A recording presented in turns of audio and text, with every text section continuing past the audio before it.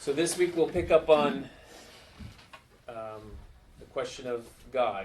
Is there a God? And if so, what kind of God is he? Last week we looked at the evidence and logic that exists for simply the reality of there being absolute truth, something true. So according to observation and it would appear simple logic, we've shown last week that there definitely is such a thing as absolute truth. Even when it comes to the question of God, the unseen world and realm, there must be something that is true, and true for everyone. Something that reflects reality. Therefore, that would mean that whatever contradicts that truth or reality it must be false. It must be a false belief and a false religion. And that's not being intolerant, because you can still be very kind and cordial in the way that you share this with others. And it's also not being overly exclusive, because any one belief naturally excludes all the others. That's just being logical. Because remember, at this point, we haven't even yet talked about what the truth is about God. We're just saying so far that there is a truth about God. We've concluded that there must be something that's true about him. And here's the reasoning we used last week. If truth exists, then everything that contradicts it must be false. And we looked at that for a while. Then we looked at point number 2, that truth is knowable. You can't know what that truth is. And we talked about that. And then we looked finally at number 3, we can know with high certainty what that truth is. And these 3 basic statements, I believe, are undeniable. Because if you disagree with any of them, and you share what you know is true, and you give several reasons why you believe something else to be true, then in fact you're proving all of these statements. You're not really disagreeing with them. So we know that something is true about God. Whether he exists, and if he does exist, what he is like. So today I want to look at the most compelling evidence regarding whether or not God exists. And I believe that there's a lot of evidence out there, but I just want to look at a little bit, and I believe that the answer to these 3 questions are the most convincing, giving us a determination, a conclusion on the question of God. Number 1, regarding matter, where did everything come from? This is the cosmological argument. Number 2, design. How did things get this way? This is what's called the teleological argument. And number 3, ethics. Why is there such a thing as right and wrong? And this would be the moral argument. So we'll start off with the question, where did everything come from? All this matter in the universe, this universe itself. Where did it come from? And this is the logical argument that we're going to use, this line of reasoning. We'll start off with number 1. You can see there's 3 points. Number 1, the premise is that everything that has a beginning has a cause. And the reason this is a premise is because all the evidence backs it up. 100% of it. It's so very scientific because all the data backs it up. Everything in the world around you that you see and that you touch, it had a beginning. And in every case, it had a cause behind it that brought it into existence. Someone made it, or nature produced it. It didn't pop into existence all by itself without some cause behind it. So someone or something caused it to come into existence. So everything that has a beginning has been shown to also have a cause. So if all the data says that, then number 2 is what we have to prove. Does the universe have a beginning? Because if we can show that, then we can conclude point 3, therefore the universe also has a cause and creator. That's a logical way to view things. So looking at point number 2, here's evidence, just 3 lines of evidence for the universe having a beginning. There's a lot more, but we'll look at just these 3, and try to keep them very simple. And the 3 are, number 1, the second law of thermodynamics. Number 2, the expanding universe. And number 3, the theory of relativity. So we'll start off with number 1, second law of thermodynamics.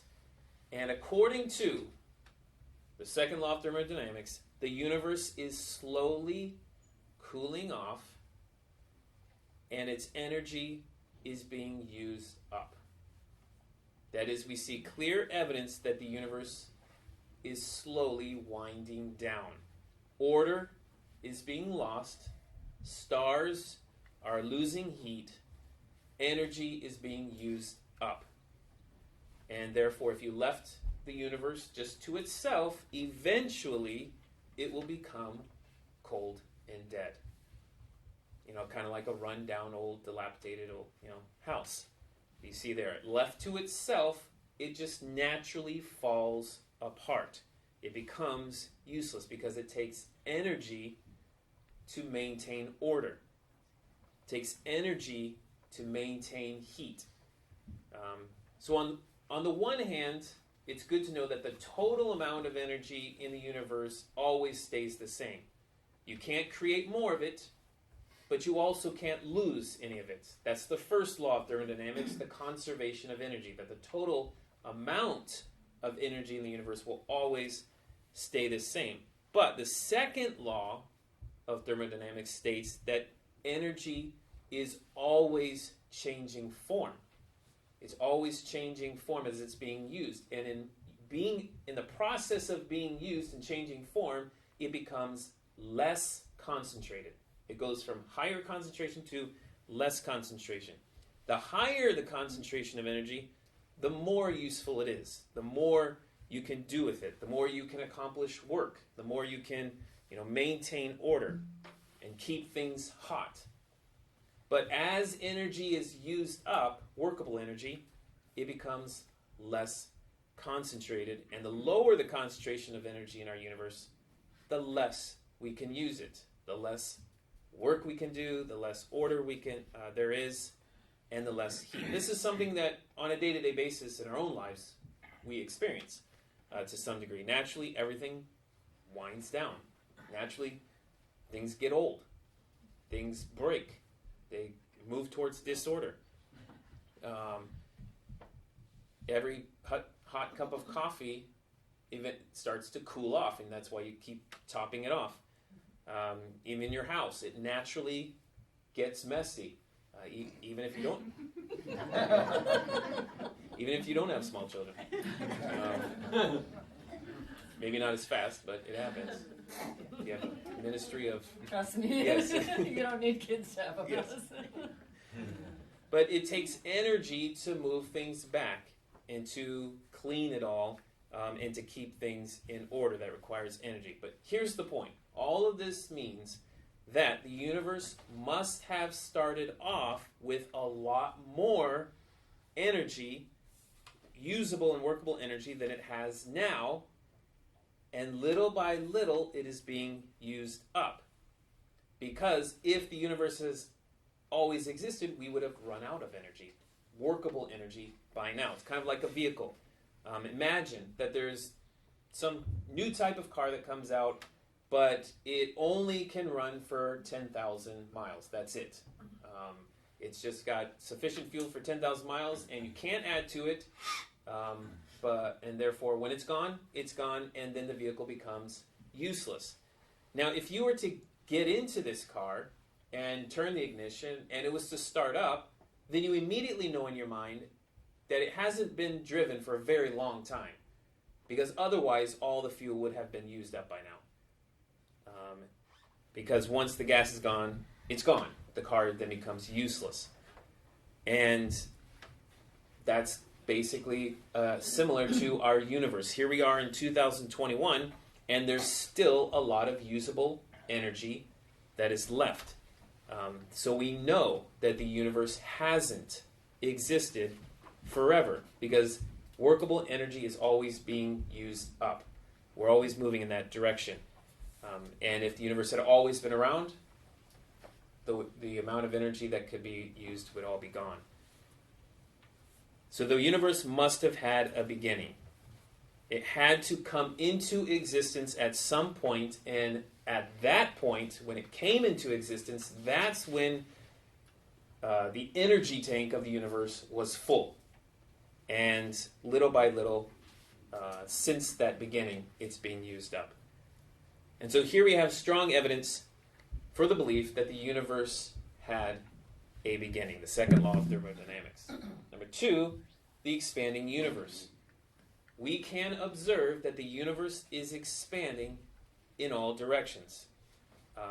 There was already theory put in place before this takes place with Edwin Hubble, but about 100 years ago, Edwin Hubble, the astronomer, he was able to actually observe that he was the first one to observe actual evidence that the universe was moving away in all directions. So whichever direction you looked, the stars, the galaxies were getting noticeably further and further apart. And it's still expanding, still occurring, that we can see this universe expanding in all directions. And it's not just the matter that is expanding, the stars, the galaxies, the nebula. It's space itself. Space itself is expanding, kind of like a balloon. It continues to expand as air fills it. The same kind of concept is that the universe, the space itself is expanding, and so the stars and the galaxies and everything inside it are spreading out further and further in all directions. But here's the point. If the universe is constantly expanding, we observed it 100 years ago, we continue to observe it, it's always expanding.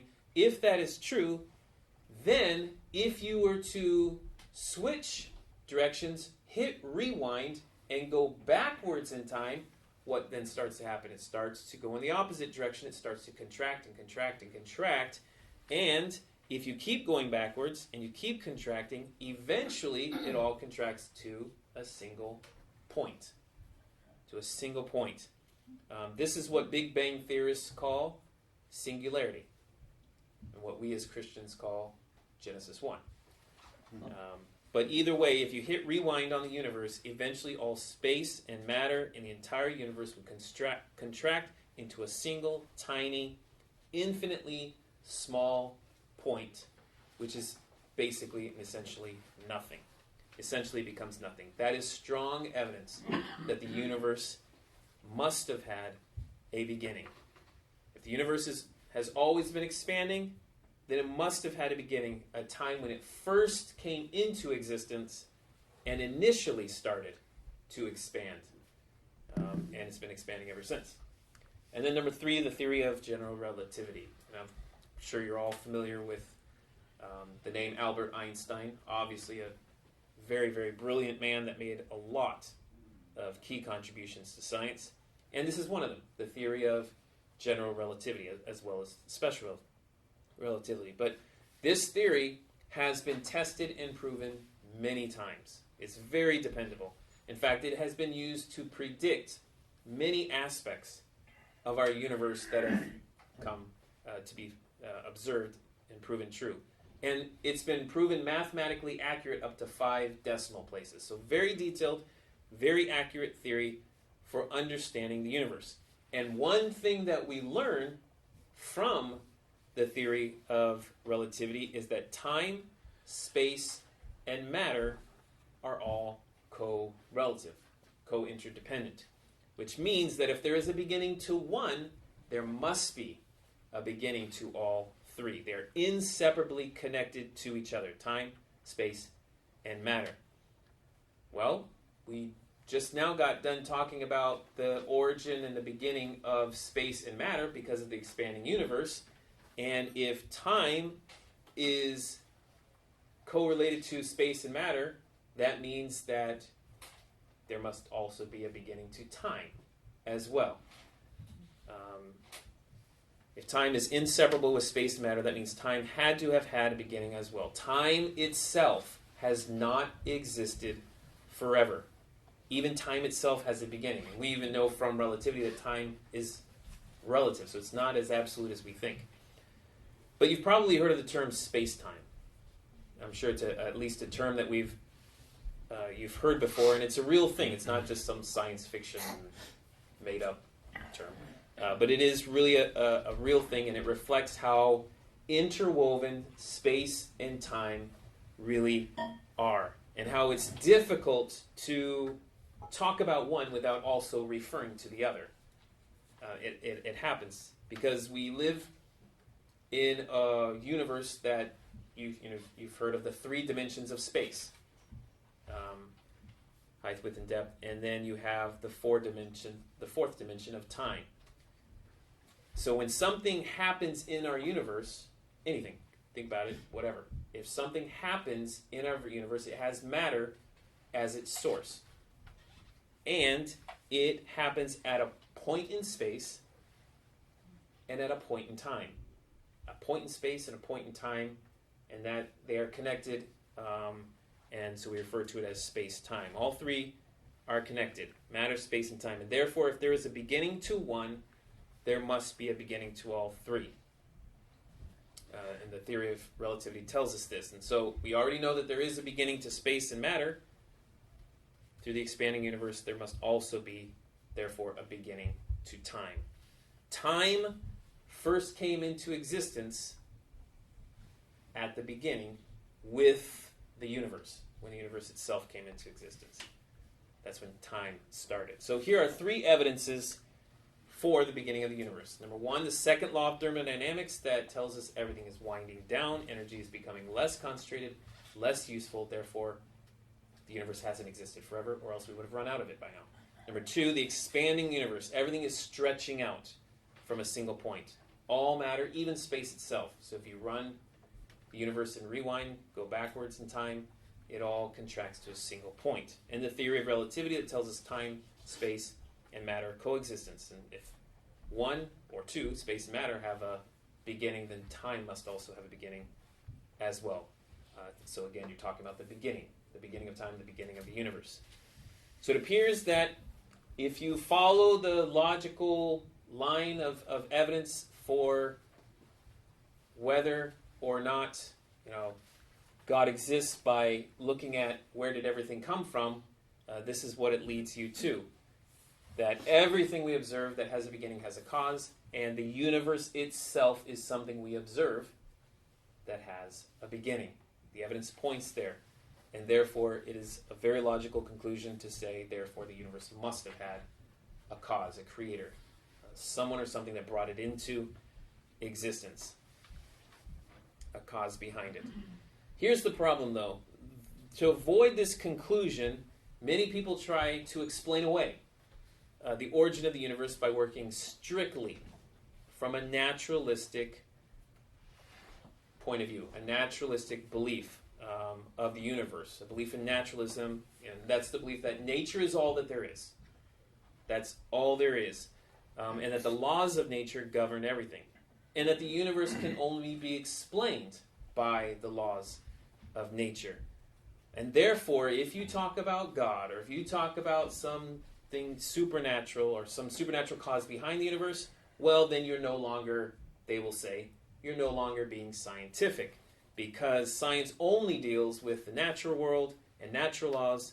Everything else is superstition. So we have to find out what the origin of the universe is by only using natural laws. The problem is, though, you have to remember that natural laws themselves are a part of nature.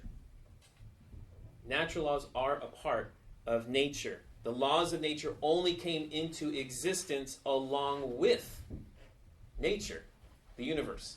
So natural laws couldn't create the universe, otherwise they would need to exist before they existed in order to create itself, which of course we know makes no sense. You could kind of think of it in the sense of American laws. American laws didn't exist before America itself was formed as a nation. So once the nation was formed, then we know laws were immediately put in place. So you can't say, in order to follow the laws of our Constitution, that's why we formed our own nation of America. That doesn't make any sense. No, first you need America, and then America can establish its laws. Or the question, which came first, the chicken or the egg? You are correct. Chickens are born from an egg, but at the same time we know that an egg comes from a chicken, so it appears like a dilemma at first. But obviously we know God created chickens, so that ends the discussion. But at least a chicken... That's it? Yeah, should. That's what this class is for. But at least we know that a chicken and an egg are two different things. You can hold, if you've got a strong hand, you can hold a chicken in one hand and an egg in the other hand. But natural laws are a part of nature. They are both a part of the same thing. So natural laws can't create the universe because nature can't create itself. Therefore, something outside of nature had to create nature and its laws. That is something supernatural, something beyond nature. And that would obviously be, we believe, God. Of course, another question that people ask often is, well, if God created the universe, then who created God? If you can just say, well, God created the universe, well, why can't I ask, well, then who created God? But you have to realize that the reason that we know the universe was created is because of all the evidence that indicates the universe clearly had a beginning. That's what we're talking about. All observation points towards a beginning of the universe. There's many evidences for the universe having a beginning. And if something has a beginning, then it must have a cause behind it, something that created it or brought it into existence. However, no one has shown any evidence at all that suggests that God has a beginning.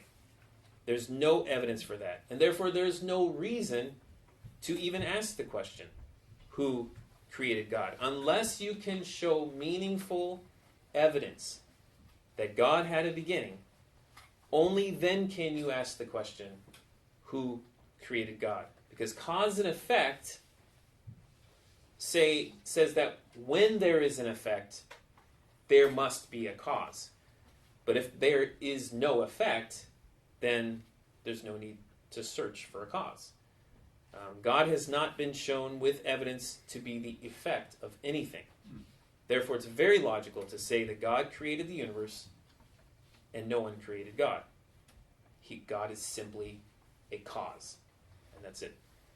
So now let's look at design and the question, how did things get this way? And the logic for this, very similar. Number one, the premise, everything that has a design has a designer. And again, all the evidence backs this up.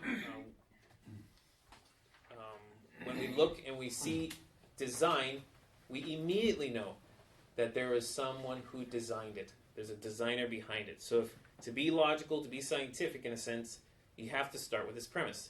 So then secondly, we have to show this, that the universe has a highly complex design. And if we can show that, then it would follow, number three, that the universe therefore had a designer. All right, so what evidence is there that the universe is full of design? A lot.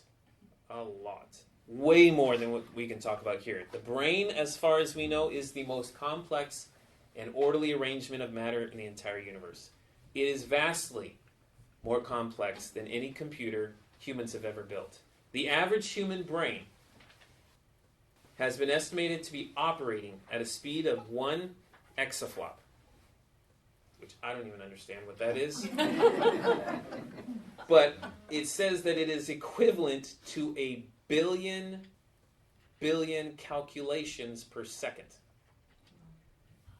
Faster than any supercomputer. And then our brain knows how to screen out all the information that is not needed to allow you to then focus on what you determine to be most important at that time. The human eye is incredibly complex and can distinguish between 10 million different colors. 10 million.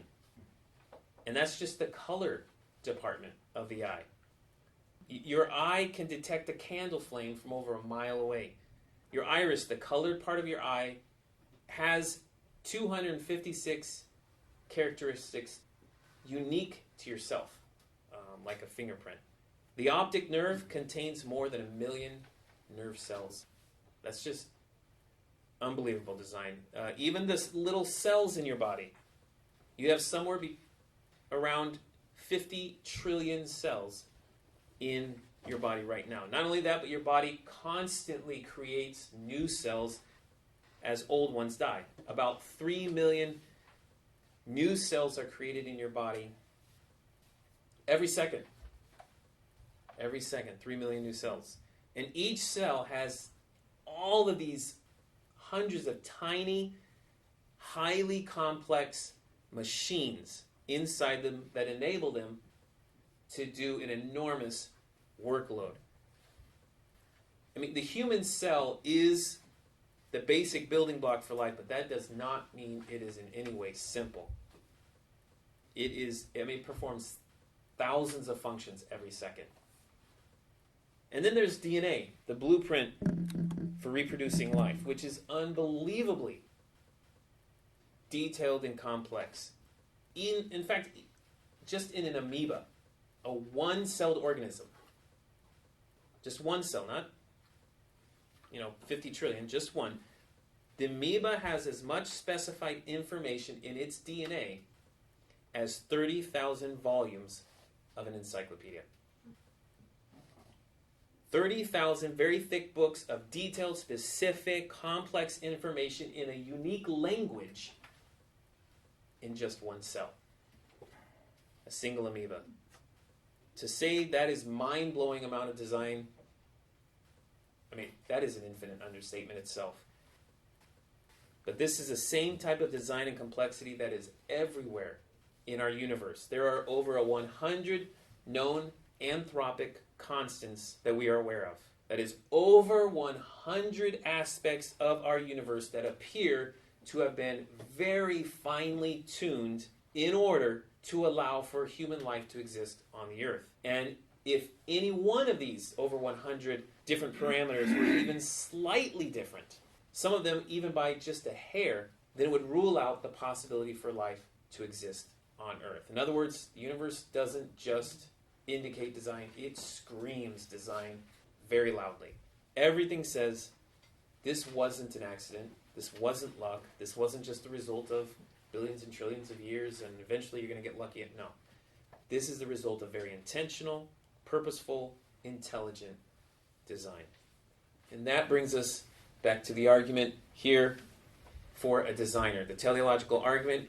And we start off with the premise that everything that has a design had a designer.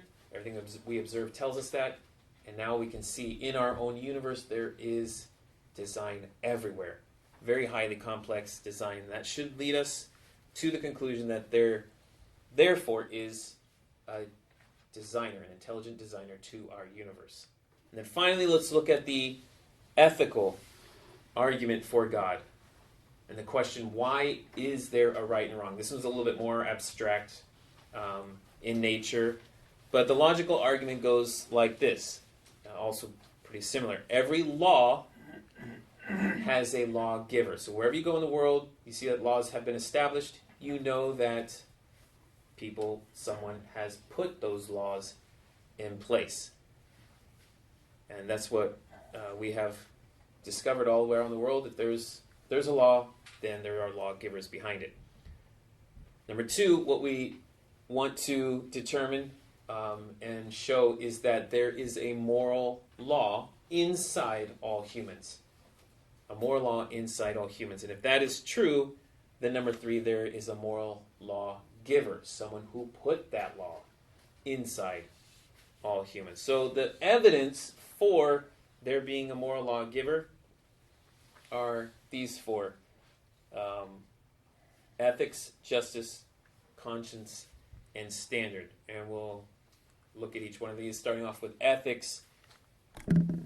If there's no moral law inside us, why does everyone appear to have some sense of ethics? Why are we all born with this ingrained understanding that there is a right and a wrong, a law to follow, a right way to live and a wrong way to live? Now, we might not always agree on what exactly is right and what exactly is wrong, but we know it exists. We know that there is a right and wrong. That concept is already there in us. Where does that come from? And why are we born with it? Justice. Why does everyone have some sense of justice and a desire to see things made right and to be set straight? And again, we may disagree on what exactly is just and not, but we all have some sense of justice. Humans everywhere, for the most part, you can agree on this one, that humans, wherever you go, even when they don't have laws in place, they agree that killing an innocent person is unjust. And that's an injustice. The same people will also agree that punishing such a murder is just. That should happen. And it's not, again, just some matter of a few people's opinion, but this appears to be an ingrained, universal standard of justice. Why? Why do we long to see justice upheld, justice served, the offender punished? However we will define it, we will say that certain things are just and other things are not.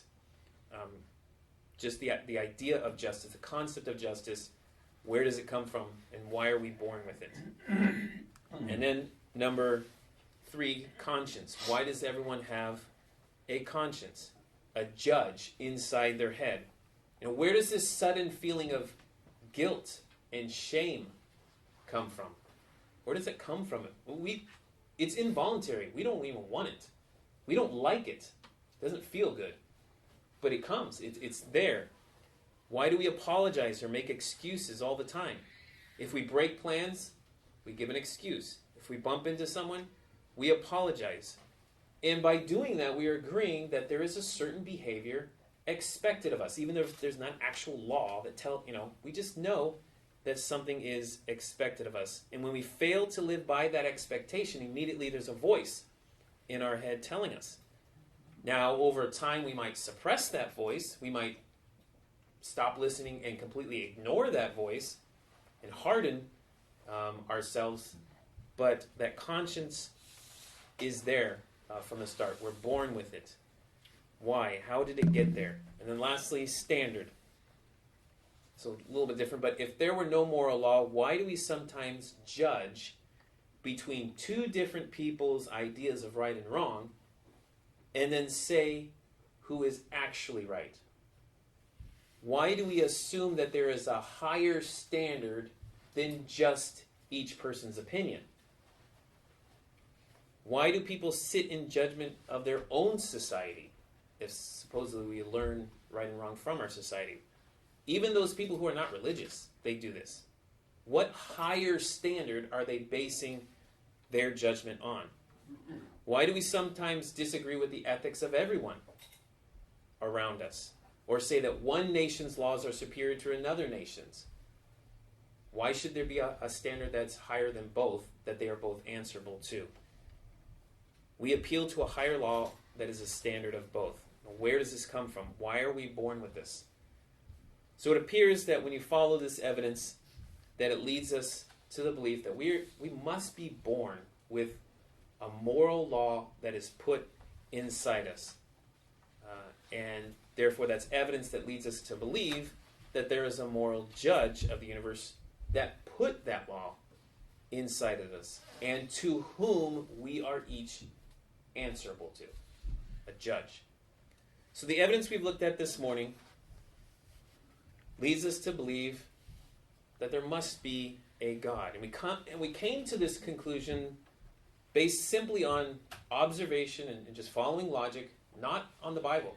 We haven't even opened the Bible. But that's the way our universe is, that it naturally points towards the existence of God. Since strong evidence points to the universe having a beginning, there must be a cause, a creator. Since strong evidence points towards the universe having a design, highly complex design, it then means that there must be an intelligent designer. And since strong evidence points toward there being a moral law put inside every human, there must be a judge of all humans. And if this is true, then it not only leads us to conclude that there is a God, but that there are many things that we now immediately know about what kind of God he is. Look at all the things that must be true about God just based on what we have observed so far. This God must be eternal since he created time. He must be spiritual since he created matter. You have to be outside time to create time. You have to be outside matter to create matter. He must be infinite because he created space. Those three came into existence at the beginning, time, space, matter. He's outside of each one. He must be self-existent because he needs nothing. Because nothing existed before he created it. He has no beginning. He has no cause behind him. He is completely independent. He must be all-powerful because he has the power to create the universe out of nothing. He must be intelligent because he designed and put in motion an incredibly complex universe. And he must be moral since he placed in his creatures, in humans, a moral law that he expects them to live by. So we know that he's eternal, he's spiritual, he's infinite, he's self-existent, he's all-powerful, he's intelligent, he's moral, and we haven't even opened the Bible. That's just from observing the world around us. Therefore, any belief system that doesn't include a belief in this specific type of God must be false. So when it comes to sharing your belief in the existence of God, this is what's helped me, is I just boil it down to these 3 points. Someone says, what's the evidence for God? Hopefully I have this ready, I can share. That if everything that we observe that has a beginning has a cause, then since we know the universe has a beginning, evidence is pointed towards that, we know there must be a cause, a creator. Number 2, if everything that we observe that has a design has a designer, then since the universe clearly has a very complex design, it must also then have a designer, an intelligent designer. And then with ethics, if every moral law we observe has a lawmaker, then since every human appears to have a moral law inside them they're born with, some concept of right and wrong, then there must be a moral law giver to which we are answerable to, who is our judge.